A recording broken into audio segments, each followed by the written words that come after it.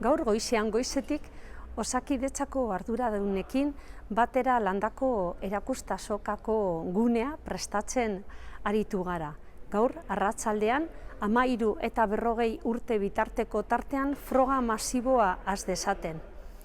Osakidetzarekin izan ditudan elkarrizketen arabera 11.000 pertsona inguru daude tarte horretan. Beraz, egunero 1.800 pertsona inguru igaroko direla aurre ikusten da.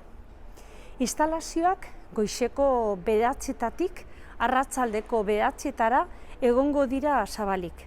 Proba egin nahi dutenak 946032880 edo 900-203-050 telefono zenbakietara deitu beharko dute. Durangaldean arazo bat dugu eta irtenbidea eman behar diogu.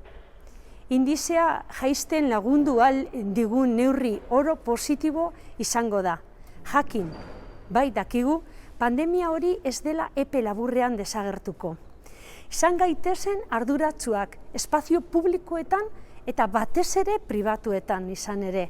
Osakidetzak erabiltzen dituen datuen arabera, eremu horietan ematen dira infekzio gehienek eta hor ari gara jaisten zaintza.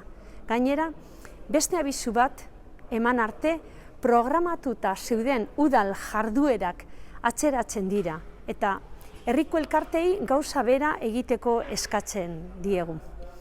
Azkenik, Durangar guztiei herri gisa jarduteko eta PCR probetara joateko eskatzen diet. Ziur nago, elkartuta indartsuago aterako garela egoera honetatik.